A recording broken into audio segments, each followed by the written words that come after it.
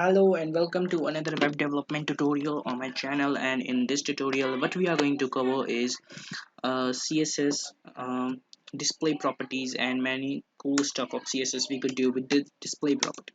So let's put my title to CSS display properties like that, and these like that. And now what I could do is link my this index.css file to my this file. So let's link that. So let's link it by index.css. Now what I could do is let's go to my body, and first thing I want to do my body is create a div and name that div wrapper. So let's name the div wrapper. You could name anything to your site or anything to your div because it's your own choice. You could mess with the numbers, you could mess with the names, and it's good for your practice and for your own building in web development and own your development in web development, you could say. And now if I enter that, you will see like this. So here it is div with a class of id.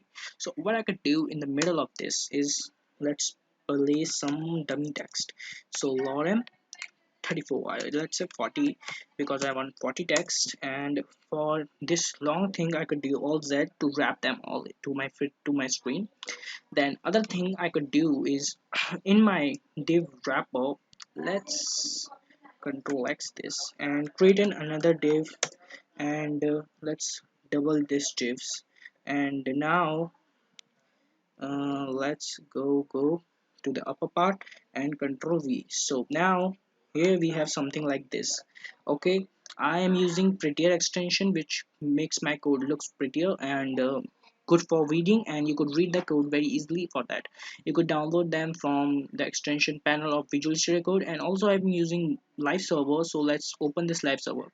And what live server do is you could go to your extension and download this. It's a very brilliant server, and you could say extension if you are in web development field.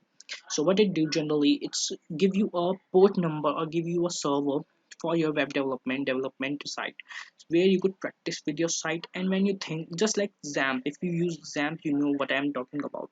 It's generally like this: if you save something into this file, it will automatically generate in the Chrome browser because it's live updating. So that's mean live server. Okay, hope you understand. So now let's save the file and let's go to my browser to see everything is working. Okay, so now all the text in those three divs is like this. So what I'm going to do is let's split the screen into two parts. One is my Visual Studio Code and another is our Chrome. So now we could see all that stuff coming around right here. So here I have a div with a class of wrapper. I'm not going to make this tutorial for a very advanced level. If you want advanced level, please wait for that time. I'm going to only show you some properties which are main properties of display. uh, Hope you understand. Let's deal with that. Okay, so the first thing, as the all time, I reset all that stuff which I don't want from the default browser. Okay, and you know all that stuff I'm doing right here if you see my tutorials. Now in my body what I could do is one thing I also wanted to make the differentiate and make you clear is body and HTML is different. What I'm going to say is this is a body, you could say this is a body, but this is whole the HTML. So this from here to here, this is the whole HTML. So for making it more clear, what I could do is write body and put a background color, let's say background to be red, and let's go to my HTML and put a background color of this to yellow.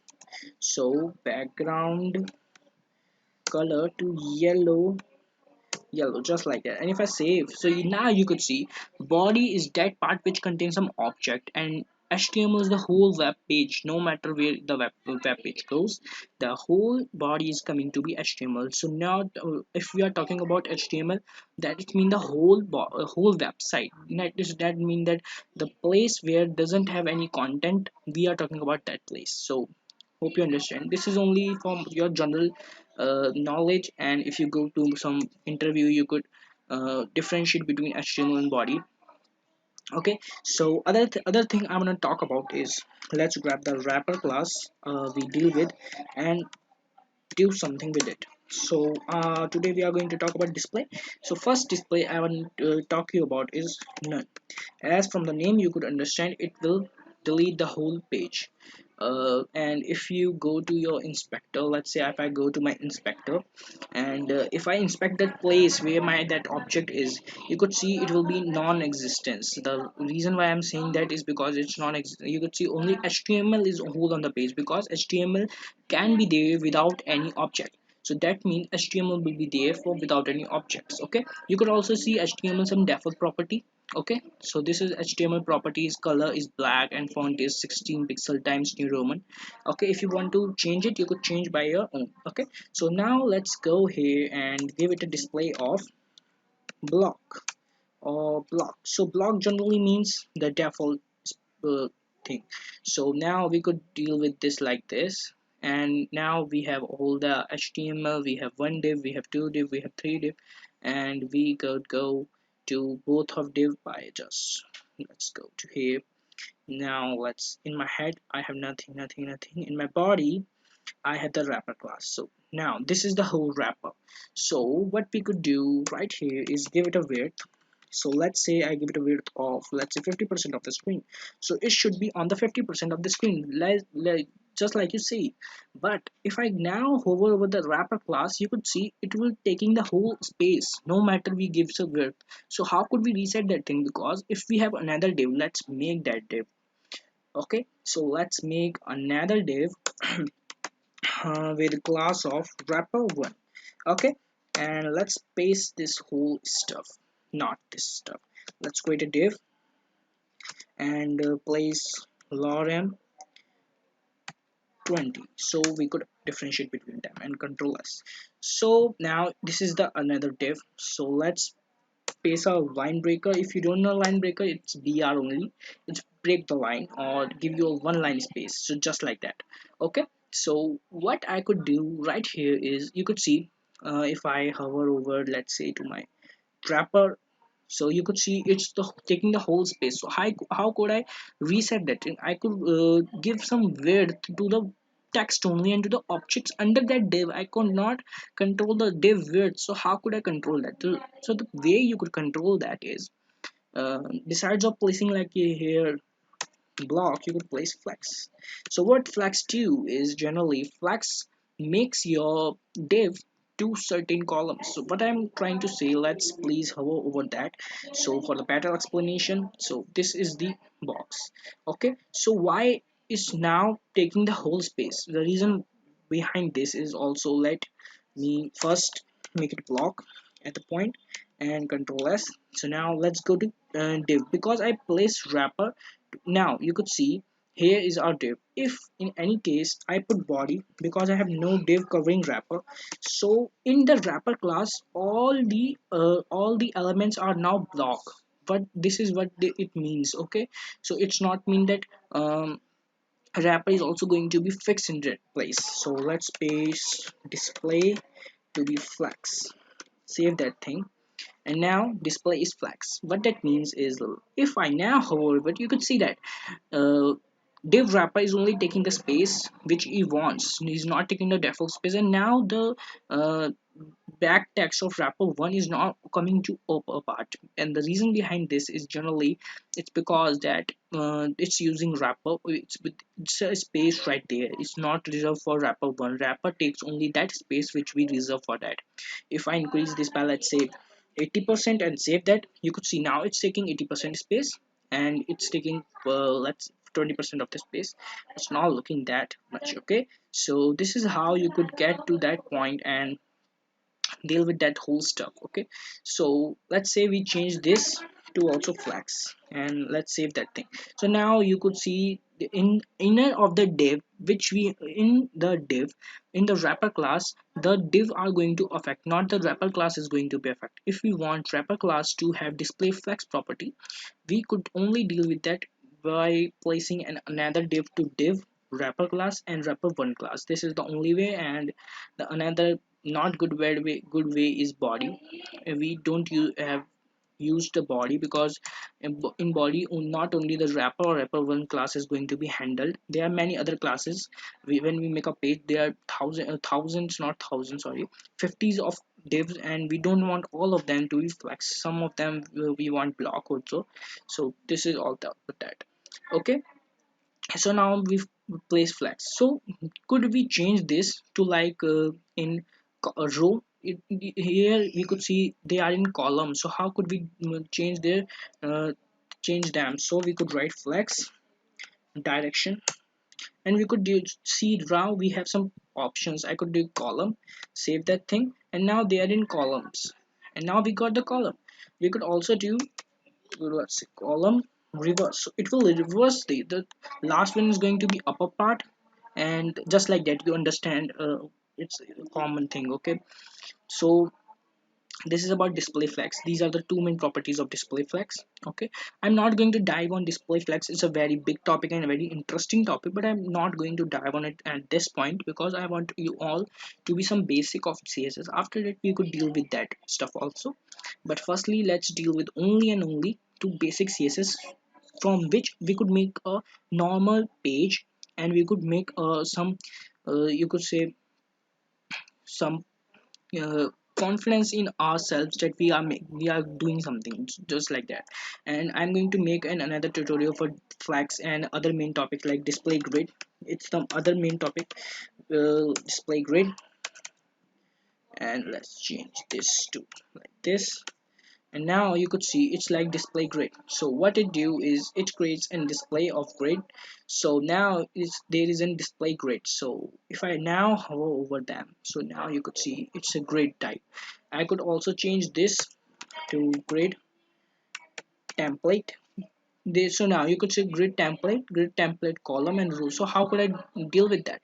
So if I try to do something in column, it will be in column. So what I could do is I could write one fractional. You could write let's say 40%, 50%, and 10%, to make it clear to all of us. So if the first box is going to take 40, other box is 10, and then the third box is going to 10% of the space of the whole wrapper div. Okay, so this is how you could deal with that. And what we could do instead of writing this type of thing is deal with the fractional, because percentage in grid is not good and not good practice. Okay, we could do 1 fr, 2 fr, 4 fr, let's say, and save that thing. So now you could see that they are taking some fractional space. Okay, so this is all about it. We could change this to row also. Okay, so now it's on row. So now you could see it's taking 1 fr. First one is taking 1 fr, the other one is taking 2 fr, and let's type them. So and the third one is taking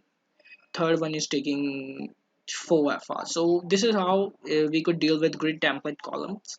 And uh, in grid, these are the two main properties. And also we could deal like if we are talking about responsive website, so we could write like grid. And generally grid used for making some showcase of images, like you are making a website for some schools or some charity where you want to show some images of them in a card display. So you could use that. It's pretty easy and pretty good for using, pretty good practice to use that. Okay, I could write grid. If I want them to be in columns, I could write grid template columns. And now what I could do, instead of writing one fractional, two fractional, three fraction, I could write repeat. Okay, and in repeat I could write autofit. Okay, and then I could write min max. I'm going to deal with all that stuff what I'm writing right here. Okay, and now what I could do is I could write 400 pixel. Okay, 400 pixel, what that means I'm going to deal with that. Okay, don't worry about it. 400 pixel, 1 fr. So what it generally means is, this means that if the screen is going to be, let's say, like this, so it will automatically change. So let me delete this one div, or uncomment this one div, so we could see that stuff what's going on our screen. So now we have like this. So now let's pick them. So now it's looking like this, and it's automatically wrapping it. Instead of doing this, if we try to do something with flags and do flags direction column and then write some code for media queries and other stuff like that, it take a long time, and it's the best way of doing that. If you use that, the other developer which will see the code will be impressed from you, and it's a pretty good way and pretty new way you could deal with that. And I'm going to make a crash course on grid and flags on separately, because they are very much of important and interesting topic of CSS, and many persons got confused because of many things, but I'm going to dive on all of them. Okay, and let's first make it all more small for your own. Make it more small. Okay, my screen is not smalling at this point, but you could do it by your own. You could see the code is all stretching by its own. We don't write anything, we only write a one line of code, grid template column. So what it means is repeat this for all that stuff. If I now make another div right here, it will not change anything. So this is the best way of doing that. If I hover over that, you could see that specify as the space separated track list, and this, and then I write auto fit means auto fit. If it fits, it's good. And min max, minimum, the requirement is 400 pixel. If it less than 400 pixel, here you have to put the width of the column or width of the image, and please make sure that all the images are on same width. It's good for you. Okay, and here is the width of the image, and then one fractional you have to write just like that, and that's it, your website is good. Another thing I could do is write grid gap, and it's a pretty good thing. I could write 2em, it's a unit. Okay, so now there is some space right here, and for better illustration, let's make wrapper direct to the div. If you're not understanding what I'm writing, just listen to me and don't try to do something with that thing, because I'm going to this is something you have to not worry about, because I don't tell you. So now you could see just like that, and let's give it a color of, so it's color of white. So now you could see it has a gap between all of them to be uh 2 em. Okay, so this is how you could deal with all that stuff and all that cool stuff, and this is enough for making a website. Okay, this is enough for making a website. Okay, so let's give it a background color to make it more cool. So this is enough for making a website. If you want to do something and see all other properties of grid and flags, you could deal with that, but I'm going to make a crash course at the end of CSS, and we make some projects, and then I'm going to make, because that in that much of point of time you will be able to understand what I'm trying to say to you, because at that much of point we could use other properties and the advanced stuff. Okay, so that's cool. Okay, if you like the video, please like and subscribe the channel, and see you in the next video. Bye bye.